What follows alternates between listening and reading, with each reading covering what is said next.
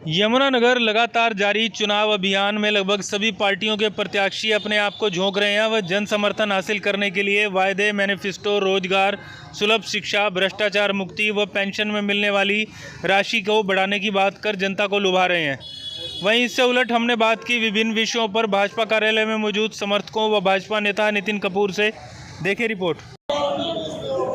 सत श्री अकाल भाजी, आपने भारतीय जनता पार्टी ज्वाइन की है, क्या कहेंगे इस बार किस तरीके से जो है जनता को वोट के लिए अपनी ओर खींच रही है पार्टी?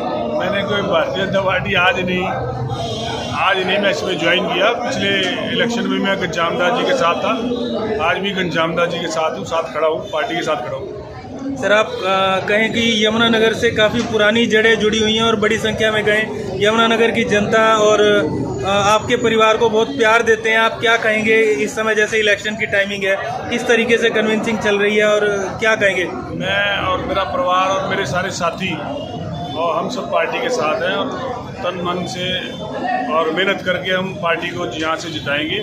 घनश्यामदास जी रोड़ा साफ सभी के व्यक्ति हैं और 10 साल से इन्होंने बहुत ज़्यादा उठाया यमुनानगर को। जो कार्य किए हैं इन्होंने वो सराहनीय है, यमुनानगर की जनता उसको मानती है और हर वर्ग की बात सुनने वाले हैं, कोई पक्षपात लेते, कोई भेदभाव नहीं करते। तो हम सब जनता भी और हम भी इनके साथ। हमारे यमुनानगर विधानसभा में 2000 से ज़्यादा कार्यकर्ता डोर टू डोर कर रहे हैं। हमारा प्रयास रहेगा कि हम घर के प्रत्येक व्यक्ति तक अपना संपर्क साधें, जो पार्टी की नीतियाँ, जो हमारे किए हुए काम हैं उन सब के उन तक जाके बताया भी जाए। तो एक ये है ना कि जैसे 5 साल सरकार रहती है किसी भी राज्य में या 10 साल रहती है तो एक आवाज़ सी उठने लगती है बदलाव बदलाव बदलाव। तो आप क्या सोचते हैं इस बदलाव के बारे में जैसे ये बात उठती है? वो ये जो बदलाव की जो बातें हमारे यहाँ तो उठ नहीं रही, जो दूसरी जगह उठती हैं उनके घोटाले सामने आते हैं। हमारा प्रत्याशी बहुत ईमानदार है, लोगों की पहली पसंद है, इसीलिए दूसरी बार विधायक बने और आज तक का हरियाणा का यमुनानगर सीट पे रिकॉर्ड है कि दूसरी बार वो विधायक बने हैं और अगला रिकॉर्ड हम दोबारा फिर तोड़ने वाले हैं, वो तीसरी बार भी विधायक बनने जा रहे हैं। भाजपा राज में आप इम्प्लीमेंटेशन की अगर बात करें तो कोई ऐसी चीज़ें हैं जो कि आपके नेताओं ने जिला स्तर के इस चीज़ को माना है कि इसमें इम्प्लीमेंटेशन होना चाहिए, जैसे प्रॉपर्टी आईडी जिससे लोग काफ़ी परेशान हुए, अवैध कॉलोनी का एक स्ट्रक्चर जिससे पार्टी को काफ़ी नुकसान पहुंचा और लगातार नेता ये कहते रहे कि हम स्ट्रक्चर को ठीक करने की कोशिश में जुटे हैं। इसी चीज़ का फ़ायदा जो है विपक्षी पार्टियों ने उठाया और उन्होंने ये कहना शुरू किया कि हमारी सरकार आएगी हम इसे बंद ही कर देंगे ऑनलाइन सिस्टम को। आप इसको क्या सोचते हैं इसके बारे में?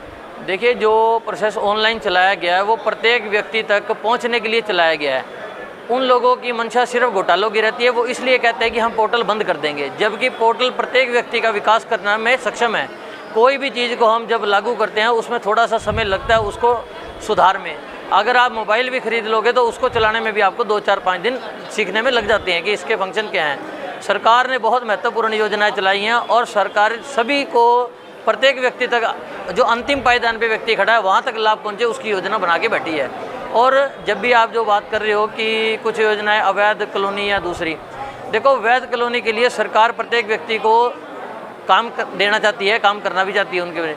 जो अवैध कॉलोनियाँ कटती है उसमें क्या होता है, कोई भी एक प्रॉपर्टी डीलर आता है, वो कॉलोनी काटता है, बिना सुविधा के उनकी कॉलोनी काट देता है। उसके बाद वो लोग औने पौने दाम पे जब ज़मीन खरीद लेते हैं, बाद में सीवरेज सड़क के लिए सरकार के खिलाफ प्रदर्शन करते हैं। तो सरकार चाहती है कि अभी अवैध कॉलोनियाँ ऐसी बिल्कुल भी ना काटी जाएँ। जो भी सरकार कॉलोनी काटना, कोई भी प्रत्येक व्यक्ति अगर कोई कॉलोनी अगर काटना चाहता है, कोई व्यापारी, तो उसको सारी व्यवस्थाओं के साथ ही कॉलोनी कटे, उसकी योजना सरकार बनाई हुई है। आप क्या सोचते हैं कि भाजपा राज में भ्रष्टाचार नहीं है? देखिए, भ्रष्टाचार की ये बात नहीं होती है कि भ्रष्टाचार, आप उसको किस तरीके से सोचते हो, क्या मापदंड नापते हो, पहले तो उसके बारे में बताओ कि उसका मापदंड क्या है। भ्रष्टाचार करना एक अलग बात होती है। हमारे किसी भी नेता पे अभी तक कोई भ्रष्टाचार का दाग नहीं है और जिन अधिकारियों ने अगर मान लो कुछ किसी से टेबल के नीचे से अगर कुछ लिया तो उनके ऊपर सख्त से सख्त कार्रवाई हुई है। शायद ये पहली सरकार है जिसने इतने अधिकारियों को नापा है। यानी कि आप मानते हैं इस चीज़ को कि भाजपा राज में रिकॉर्ड स्तर पर विजिलेंस ने भ्रष्टाचारी अधिकारियों की गिरफ्तारी? हाँ, तो जो घपला करेगा उसको पकड़ेंगे, उसमें क्या? कहीं ना कहीं यही तो विरोध का कारण नहीं है? नहीं, कोई विरोध नहीं है। ये कार्यालय खुला हुआ है, आप एक बार कैमरा घुमा के देखो, यहाँ सैकड़ों साथी आपको नज़र आ जाएंगे। डोर टू डोर में सैकड़ों लोग हमारे साथ हैं। आप किसी भी कॉलोनी में कैमरा लेके चले जाओ, आपको डोर टू डोर करते कार्यकर्ता नज़र आ जाएंगे। पब्लिक हमारे साथ है, लोग हमारे साथ हैं, ये उनका ये उत्साह है सभी का, ये तभी सभी साथ खड़े हैं। चुनाव से पहले एक वोट डालने वाले वोटर के दिल में एक बात आती है कि जो सरकार सेंटर में, हम नीचे भी उसे ही वोट डालें ताकि विकास बराबर हो, अनुरूप हो। लेकिन कहीं ना कहीं जैसे लोकसभा चुनाव हमने देखा, भाजपा ने अच्छा प्रदर्शन किया, उन्होंने सेंटर में सरकार बनाई। अब वहीं उसके बाद ये राज्य के चुनाव हो रहे हैं, विधानसभा चुनाव, इसमें आप क्या मानते हैं कि विधानसभा चुनाव में भी लोकसभा चुनाव की तरह भाजपा बेहतर प्रदर्शन करेगी या एक बार फिर गठबंधन की ओर जाने वाले संकेत नजर आ रहे हैं? ऐसे आप इस आधी सरकार हमारी बन चुकी है जो केंद्र में है, आधी सरकार हमारी हरियाणा की जनता तय करेगी। जनता के बीच में जो आधी सरकार जिसकी मैं बात कर रहा हूँ जो बन चुकी है, वो विकास की और जब हम चलते हैं तो जनता और बीच का एक पुल है हरियाणा। आज अगर ये पब्लिक हरियाणा की सरकार हमारी बहुमत के साथ बना देती है तो हम विकास और भी ज़्यादा तेज़ी से कराते हैं। जोड़ तोड़ की जो राजनीति होती है वो रिजल्ट आने के बाद का एक जो हिस्सा होता है वो बाद का होता है। अरविंद केजरीवाल जेल से बाहर आ गए हैं और उन्होंने इस्तीफा दे दिया है। वहीं दिल्ली की मुख्यमंत्री अब आतिशी हैं, आतिशी मार लेना। देखो वो उनकी सरकार है, वो अपने उनके अंदर के क्या मसले हैं वो जाने। मैं अरविंद केजरीवाल जी के बारे में आपको बता देता हूँ कि उन्होंने इस्तीफा कोई प्लानिंग के साथ नहीं दिया, उनको मजबूर कोर्ट ने उनको इस इल्ज़ाम में मतलब पाया है और कोर्ट ने इनको कहा है ना तो ये कोई फाइल साइन कर सकते हैं, ना ये अपने दफ्तर जा सकते हैं, ना इस कोर्ट के लिए कोई बयान दे सकते हैं। तो ये इन्होंने मजबूरी में आकर इस्तीफ़ा दिया है, ठीक है।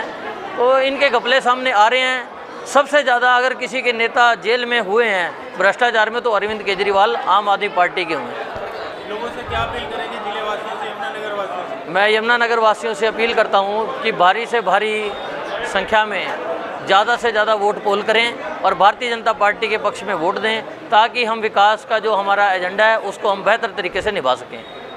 बहुत बहुत